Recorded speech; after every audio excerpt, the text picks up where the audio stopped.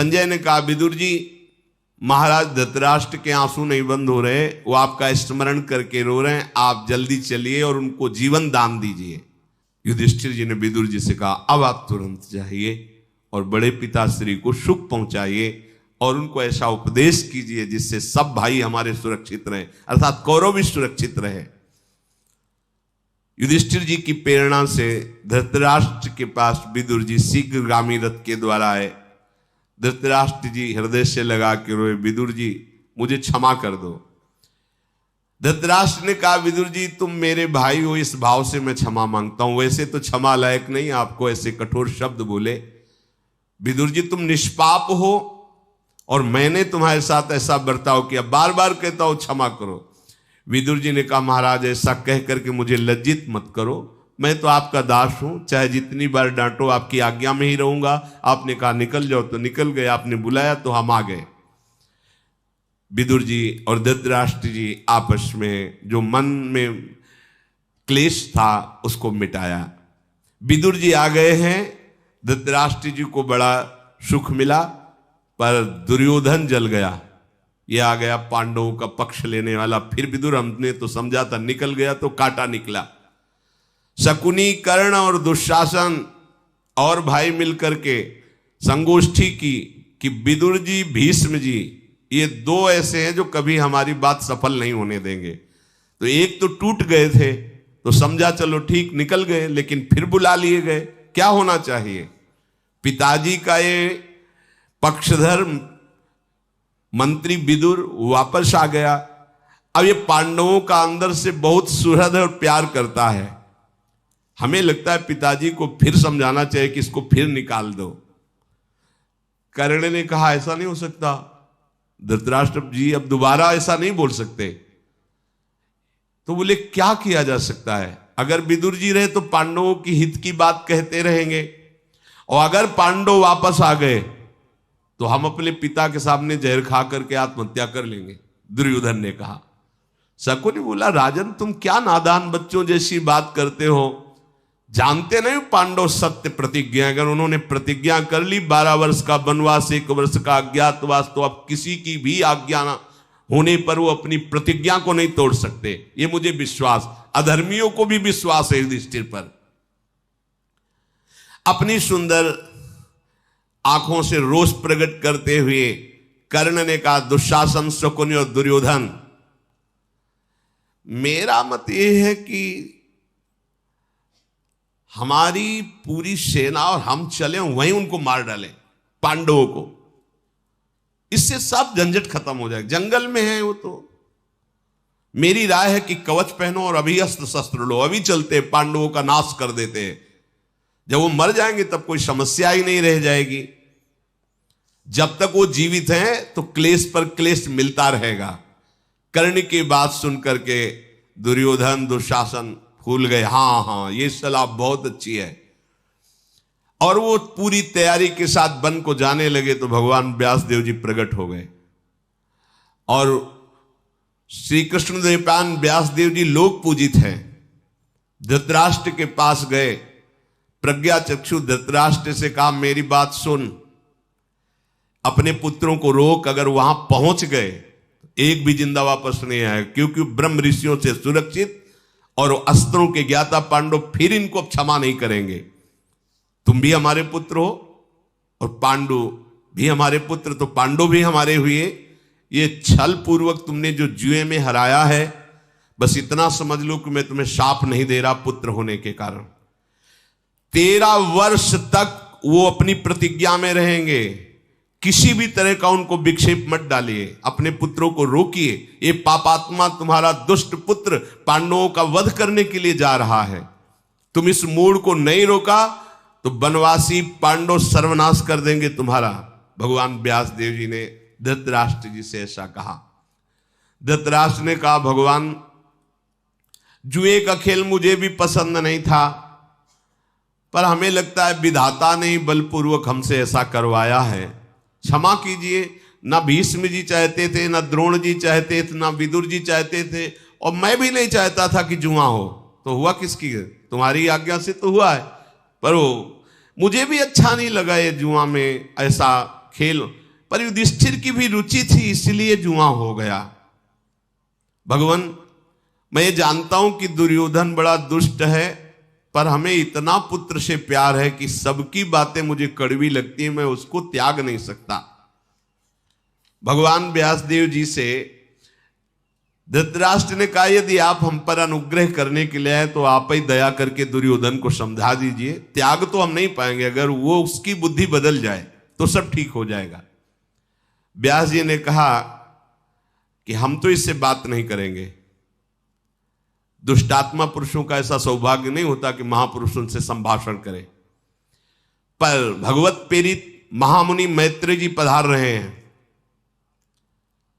और वो पांडवों से पहले मिलकर आ रहे हैं, तो मुझे लग रहा है कि वो आपको उपदेश देने आ रहे हैं, आप उनके उपदेश का अक्षरशः पालन करना। ऐसा कहकर के भगवान व्यासदेव जी अंतर्ध्यान हो गए। उसी समय महान तेजो में मैत्रेय मुनि पधारे, जो सदैव निर्भय, निशंक, निशोक, कभी एक शब्द भी मिथ्या नहीं, जिनके एक क्रिया भी मिथ्या नहीं, वहां आए। आते ही धृतराष्ट्र ने खड़े होकर के उनका सम्मान किया, अर्घ्य आदि दे करके। जटा तेजोमयी अग्नि की लपटों के समान मृगचर्म धारण किए हुए आकर कहा, महाराज, मैंने सुना है कि तुम्हारे पुत्रों की बुद्धि भ्रष्ट हो गई है और जुआ रूपी अनीति में प्रवृत्त करके पांडवों को भारी भय उपस्थित किया है, इसलिए मैं तुम्हारी दुर्दशा को तुम्हें बताने आया हूं। तुम्हारे ऊपर मेरा स्नेह है, धृतराष्ट्र से कहा, क्योंकि तुम भगवान व्यासदेव जी के पुत्र हो।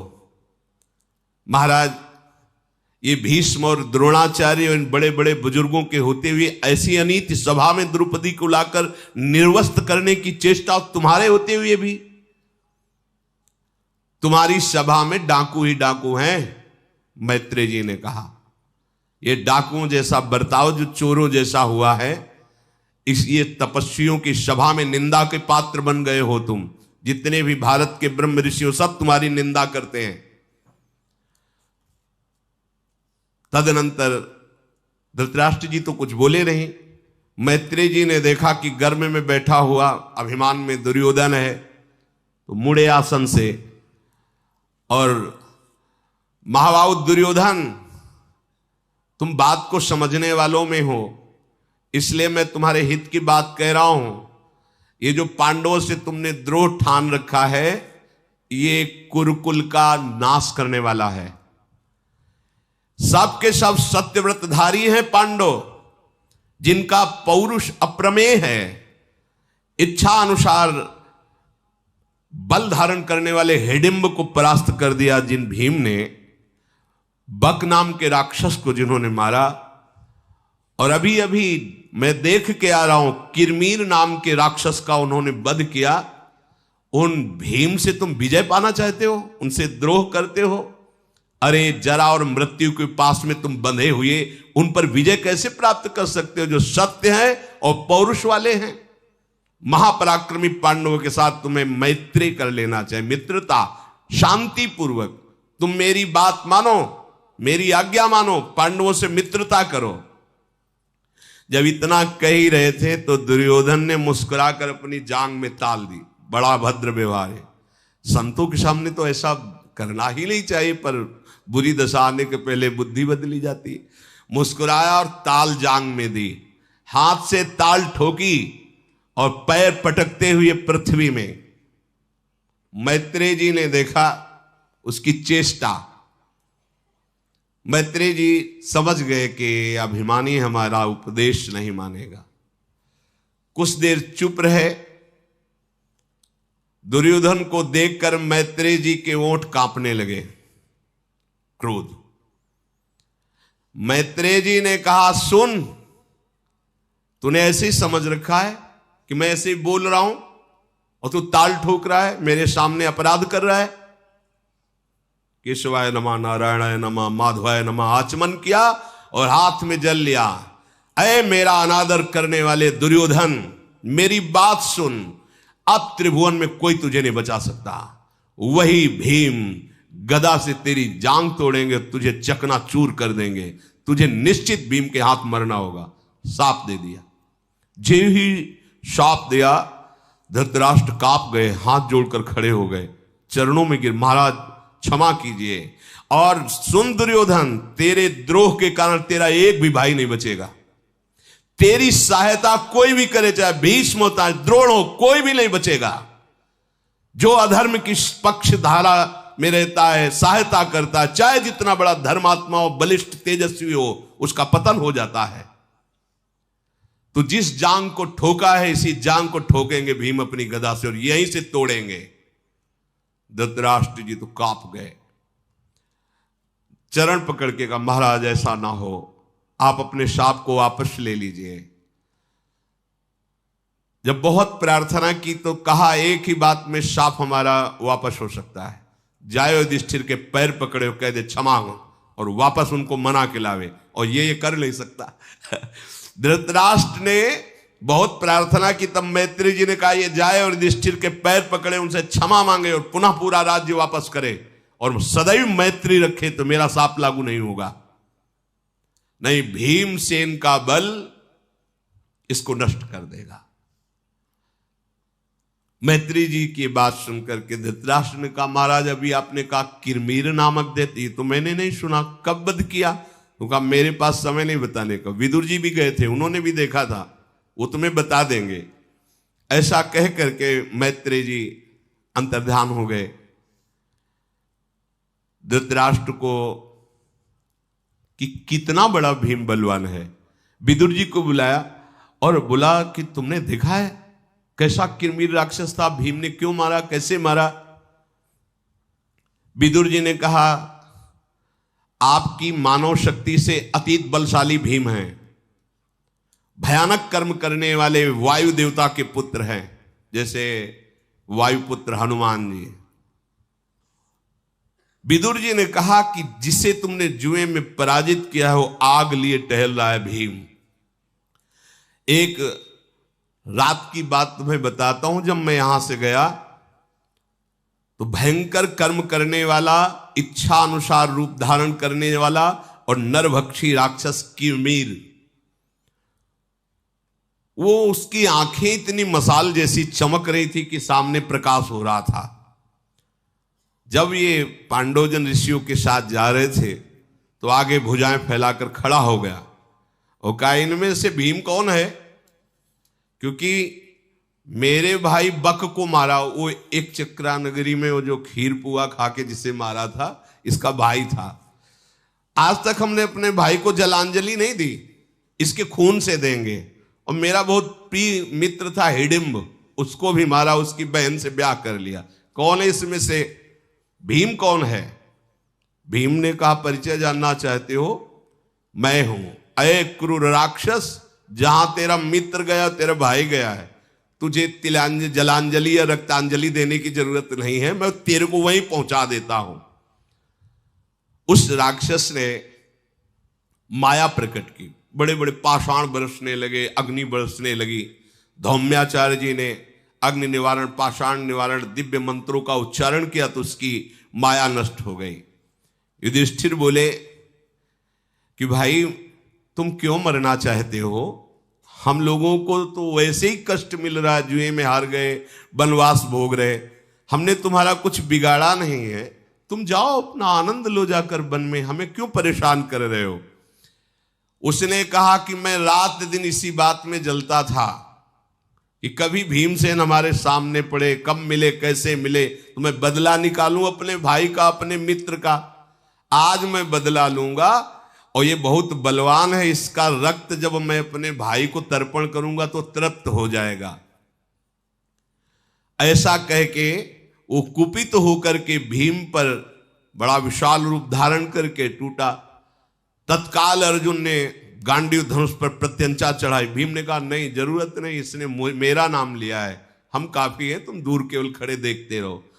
भीम ने एक बहुत लंबे वृक्ष को उखाड़ा और पत्ते झाड़कर उसको हाथ में लिया और उस राक्षस पर प्रहार किया। वो राक्षस मुस्कुराता रहा, कोई असर नहीं हुआ। उस राक्षस ने भयंकर पहाड़ उठाया और भीम पर दे मारा। तो ये तो जब कुछ ही दिन के थे और मां के गोद से गिर गए थे तो पहाड़ चकनाचूर हो गया था, तो पहाड़ क्या करेगा। स्तब्ध होकर भीम खड़े रहे, फिर क्रोधित होकर भीम आक्रमण किया और अपनी भुजा, भीम की भुजा में जो फंस गया तो मानो यमराज की पास में बंध गया, अब निकलना मुश्किल है। भीम ने उसे पकड़ लिया और गजराज जैसे किसी कमल को मसले ऐसे उस किरमीर को चूरमा बना दिया, फिर गिरा करके उस ऐसे पीठ पे घुटना रख करके उल्टा तोड़ दिया उसको, किरमीर को। तो विदुर जी ने कहा फिर इसके बाद उसको देर तक घुमा घुमा घुमा घुमा कर तो ऊपर ही मर गया, इतने में फिर उसको फेंक दिया। महाराज, जिससे देवता भी भयभीत होते थे उस दैत्य के प्राण निकल गए किरमीर के। तो महाराज, अब ऐसे पांडवों से आपको कैसे रक्षा कोई कर सकता है जब ये अपने क्रोध में आएंगे। इसीलिए धर्मराज युधिष्ठिर को किसी तरह दुख न पहुंचे, फिर मैं आपसे प्रार्थना करता हूं आप संभाल लीजिए। इधर द्वारिकाधीश भगवान श्री कृष्णचंद्र जी और वृष्णि अंधक वंश वीरों ने जब सुना कि पांडवों को दीपकीड़ा में परास्त कर दिया गया और वो वनवास कर रहे, तो पूरी फौज के साथ द्वारिका की फौज, और इधर पांचाल राजकुमार धृष्टद्युम्न ने सुना मेरी बहन के साथ सभा में ऐसा, वो पूरी सेना के साथ वन में। धृष्टकेतु महापराक्रमी लोक विख्यात के राजकुमार, इनकी पुत्रियां नकुल सहदेव को ब्याही गई हैं। ये सब वहां वन में मानो कोई महायुद्ध होना हो ऐसे सब एकत्रित हुए। भगवान श्री कृष्ण को आते देखकर पांडवजन सब ब्रह्म ऋषि खड़े हो गए। भगवान आकर के ब्रह्म ऋषियों को प्रणाम किया, युधिष्ठिर जी के चरण छुए, सबका स्वागत सम्मान करके बैठाला। श्री कृष्णचंद्र जी ने कहा कि आज जान पड़ता है कि दुर्योधन, कर्ण, दुरात्मा, शकुनि और दुशासन के द्वारा ये पृथ्वी वीरों रहित हो जाएगी, क्योंकि जब हम सब विरोध में खड़े होंगे तो इनका नाश निश्चित है। हमें लगता है इन दुरात्मा वीरों की खून से प्यासी है भूमि। युद्ध में जिसे कोई परास्त नहीं कर सकता, वैसे हम और हमारे संबंधियों से कोई वैर ले ले और फिर वो सुखपूर्वक रह सके। छल कपट के द्वारा तुम्हें परास्त किया गया है और ऐसे छली और कपटी को मारना है मेरा सनातन धर्म है, भगवान ने कहा। कुंती पुत्रों, तुम्हारे अपमान से आज सारी पृथ्वी दुखी है। मैं स्वयं श्री कृष्ण कुपित हो गया हूं। अगर जरा भी तुम्हारा इशारा हो तो अभी पूरा हस्तिनापुर भस्म हो जाएगा। नारायणी सेना पूरा और ये धृष्टद्युम्न आदि वीर हाथ जोड़ करके युधिष्ठिर ने कहा कि महाराज, आप किंचन मात्र रोष मत कीजिए, आप हमारे आत्मा हैं, हम सब आपके ही सारे हैं। आपकी बात सुनकर ही हमें महान सुख मिला, परंतु आप कृपा करके अभी शांति, हमारे जब 12 वर्ष का वनवास, 1 वर्ष का अज्ञातवास हो जाए तब विचार करेंगे, अभी तो कुछ नहीं, अभी तो आप शांति बनाए रखिए। भगवान श्री कृष्ण ने कहा, युधिष्ठिर, तुम अर्जुन की महिमा को नहीं जानते हो, मैं जानता हूं, क्योंकि ये मेरा ही स्वरूप है। महात्मा अर्जुन इतने शक्तिशाली हैं कि किसी भी तरह से इन पर विजय प्राप्त नहीं की जा सकती। जैसे मेरे पर कोई विजय प्राप्त नहीं कर सकता, ऐसे अर्जुन पर। जानते हो महाराज युधिष्ठिर, ऐसा क्यों? क्योंकि अर्जुन मैं हूं, मैं ही अर्जुन हूं। जो मेरा शरणागत है, मेरा अपना स्वरूप है, उससे जो द्वेष करता है मैं उसकी दुश्मनी स्वीकार करता हूं। क्या भगवान कह रहे? जो नारद जी ने सूत्र लिखा है भक्ति में, तस्मित तज्जने भेदा भावा, अभेद स्थिति हो जाती है भक्त की। भक्त और भगवान में भेद नहीं रहता। तो भगवान कह रहे हैं जो अर्जुन से द्वेष करे वो मेरा द्वेषी, जो मेरे शरणागत से द्रोह करे वो सीधा दुश्मनी मैं लेता हूं, और जो मेरे दुश्मन है उनको सृष्टि में कहीं भी चैन मिल जाए, ऐसा कैसे हो सकता है? इसलिए महाराज कुंती कुमार अर्जुन की तरफ दृष्टि रख करके तुम सदैव निर्भय रखना, क्योंकि मैं ही कुंती कुमार अर्जुन के रूप में हूं। अर्जुन मैं है और मैं अर्जुन हूं। जैसे साधु हृदय मय्यम, मैं साधु मेरा हृदय, यहां भगवान भक्त को अभेद स्थिति बता रहे हैं। हम दोनों में भेद बिल्कुल नहीं है। ये जो अर्जुन है, अगर ये रोष में आ जाए तो इस सृष्टि में कोई वीर ऐसा नहीं जो इनका सामना कर सके। भगवान श्री कृष्ण के ऐसा कहने पर धृष्टद्युम्न खड़े हुए और उनका मेरी बहन द्रौपदी को सभा में लाया गया और निर्वस्त्र करने की चेष्टा की गई, तो मैं सत्य कहता हूं कि पहले सबसे द्रोणाचार्य का गला उतारूंगा और भीष्म को भी दंड दूंगा कि इतने बड़े धर्मात्मा होते हुए ऐसी सभा में ऐसा अन्याय। धर्मराज शांत रहिए, शांत रहिए, इस समय रोष प्रकट करने का नहीं है। द्रौपदी जी खड़ी हुई और कहा, प्रभु आप तो केवल रोष की बातें कर रहे हो, क्या आपको पता है कि मेरे हृदय में क्या हो रहा है?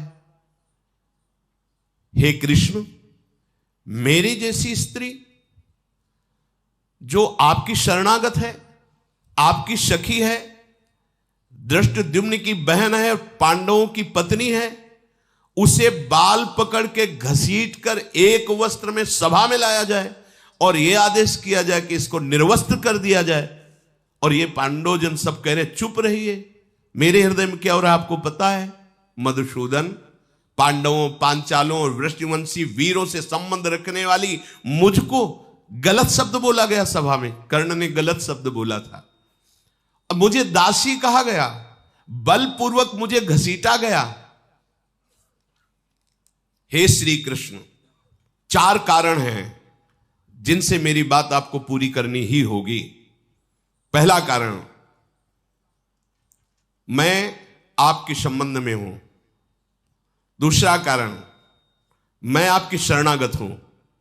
तीसरा कारण, मैं कोई स्त्री से प्रकट हुई नहीं हूं, मैं अग्नि से प्रकट हुई हूं, गौरवशालिनी हूं।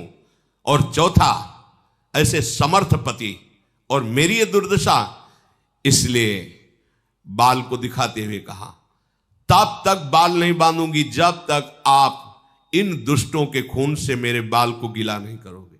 ये मेरी प्रतिज्ञा है कि दुशासन, इन कौरवों के रक्त से मेरे जब बाल भींजेंगे तभी मैं अपने केस धारण करूंगी, नहीं हर समय इनको खुला रखकर आपको दिखाऊंगी कि बाल इस कारण खुले हैं।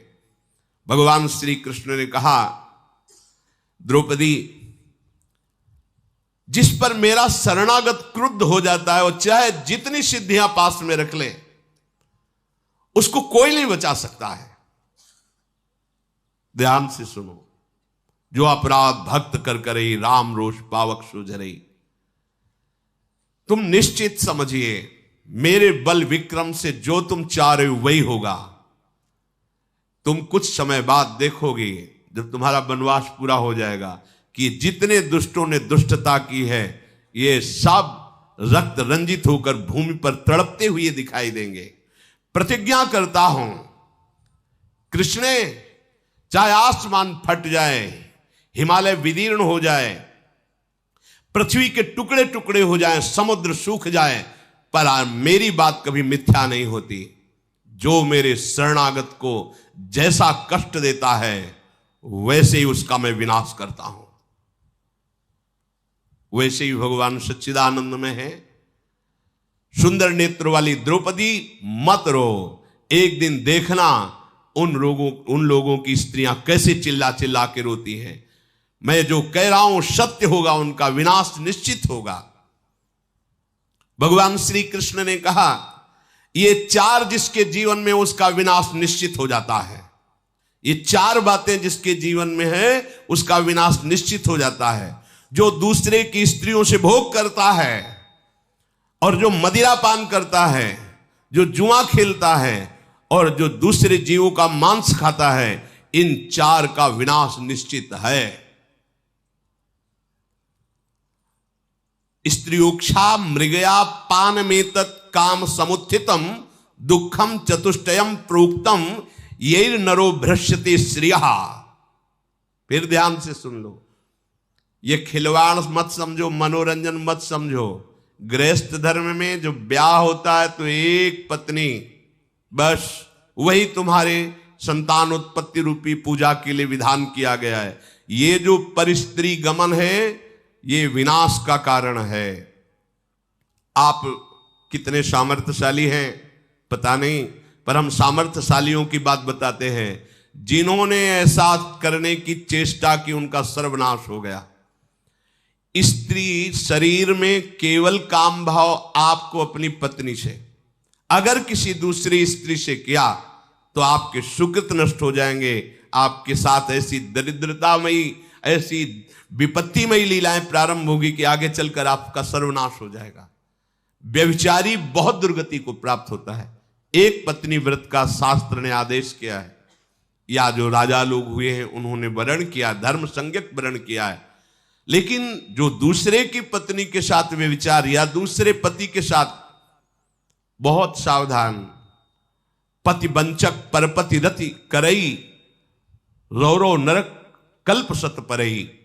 ये इसे मनोरंजन मत माना जाए, इसे खिलवाड़ मत माना जाए, इसे बहुत बड़ी उपलब्धि मत माना जाए कि दूसरे की बहन बेटियों को हम अपने भाव से फंसा कर गंदे आचरण। दुर्गति पक्की, व्यभिचारी की कभी शुभ गति नहीं होती। और जो द्वित कीड़ा कर, जुआ खेलने वाला, और जो दूसरों का मांस खाने वाला और शराब पीने वाला, ये 4 प्रकार के जो वृत्ति धारण कर लेता है उसका सर्वनाश निश्चित है। इसलिए तुम द्रौपदी इन निंदनीय जनों के विषय में अब चिंता मत करो, ये अपने कर्म के द्वारा ही मारे गए हैं। भगवान श्री कृष्ण ने विविध प्रकार से उनको समझा करके और महाराज युधिष्ठिर से आज्ञा ली। साथ में सुभद्रा जी, अभिमन्यु जी, उनको साथ लेकर के भगवान श्री कृष्ण द्वारिका गए। और धृष्टद्युम्न ने द्रौपदी के 5 पुत्रों को साथ लेकर पांचाल देश में गए। और जो नकुल की भार्या तो धृष्टकेतु जी, उसको ले गए। जो जिनके परिवार के थे वो सब सुव्यवस्थित, क्योंकि अभी ये पांडवजन वनवास में हैं,